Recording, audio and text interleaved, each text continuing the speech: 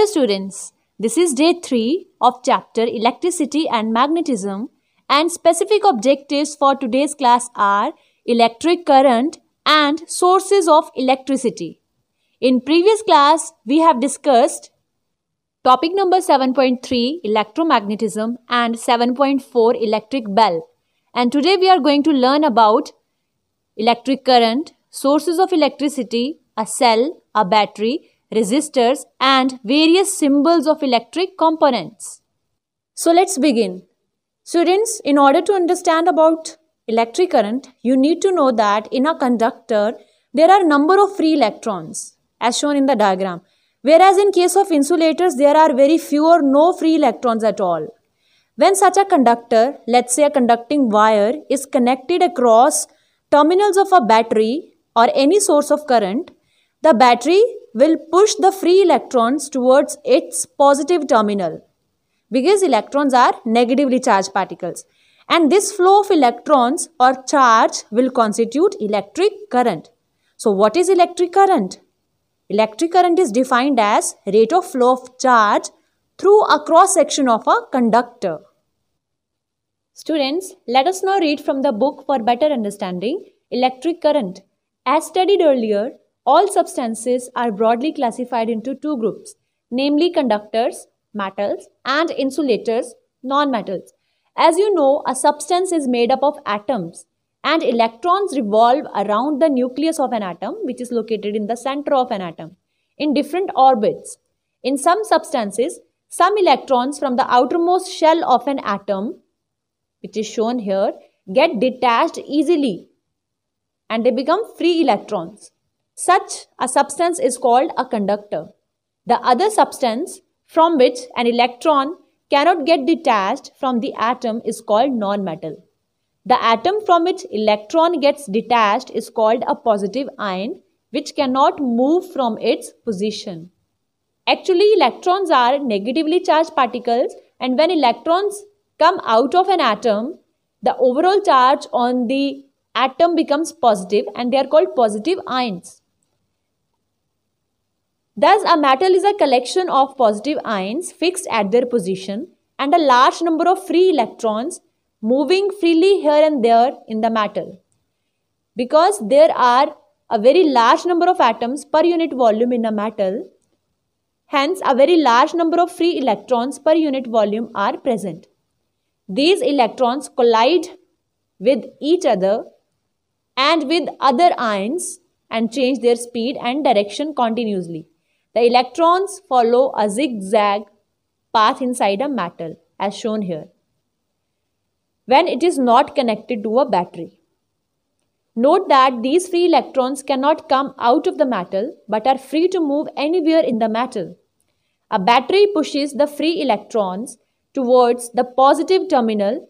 Resulting flow of electrons is known as electric current because electrons are negatively charged particles, so they will move towards positive terminal of the battery.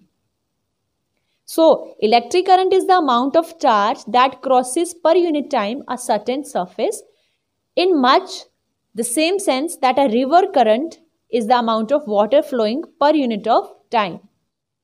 Let us now discuss sources of electricity. Students, a cell, a battery and a generator or dynamo are few sources of electricity. Let us discuss them one by one. First of all, what is a cell? Students, it is an arrangement which converts chemical energy stored in it into electrical energy. It may be primary or secondary. Now, what is the meaning of this primary and secondary cell? Well, primary cells are those that cannot be recharged, whereas secondary cells are those that can be recharged again and again. Simply, we can say that primary cells are non-rechargeable and secondary cells are rechargeable. Next source of electricity is a battery. Students, a battery is nothing but a combination of two or more cells joined together in series or parallel to each other. Next source of electricity is a generator that generates electricity mechanically. So a generator is a device that converts mechanical energy into electrical energy. Let us now read from the book Sources of Electricity. In order to make current flow through a conductor, it is necessary to maintain a potential difference between its ends. Means one end of the conductor must be connected to high potential and other to low potential, which is possible only if it is connected to some source of electricity, let's say battery. This requires an arrangement. Such an arrangement is called a source of EMF. Students, what is EMF? It is electromotive force. The source of EMF is an arrangement which can bring about the motion of free electrons in a conductor in particular direction, or it is an arrangement which converts some form of energy into electrical energy. Basically, it is a kind of force that pushes the free electrons towards the negative terminal of the battery. Some of these sources are a cell, a battery, generator or dynamo. First is a cell. A cell is an arrangement in which chemical energy is converted into electrical energy. In cell, chemicals are stored. When used, the chemical reactions occurring in the cell produce electricity. They are of two types, primary and secondary cells. Primary cell is one which once used cannot be reused. Means a primary cell is non-rechargeable. Whereas a secondary cell is one which can be used again and again by recharging. So, secondary cells are rechargeable. A cell is used to operate small devices like torches, toys, radio, TV remote and small tape recorders. These come in number of shapes and sizes. Some of these shapes and sizes are shown in figure 7.7 on your books. A special cell called button cell is used in calculators and watches. Next is a battery. A cell produces very small current and voltage. In order to obtain large voltage and current, cells are connected one after the other. This combination of cells is called a battery. A battery can provide a large current and a large voltage. It is shown in figure 7.8. Let us now talk about an important electrical component, that is resistor. Students, it is used in electrical circuits to limit the flow of electric current. So it can be defined as an electrical component that limits or regulates the flow of electric current in a circuit. Students, this is how an electrical resistor looks like, and it is represented in an electric circuit by using this symbol.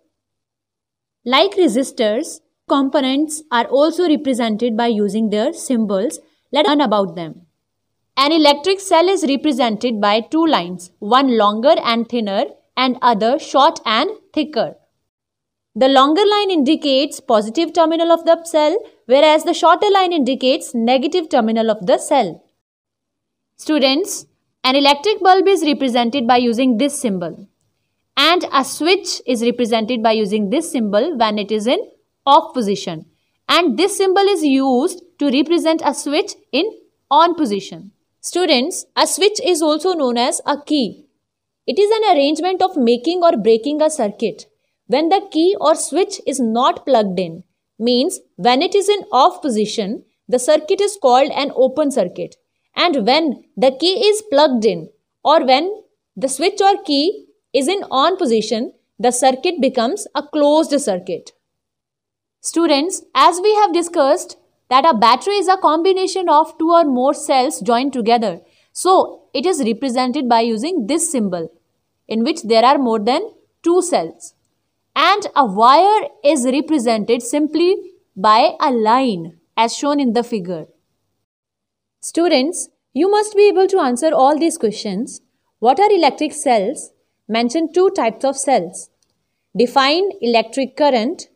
Draw symbols of various electrical components.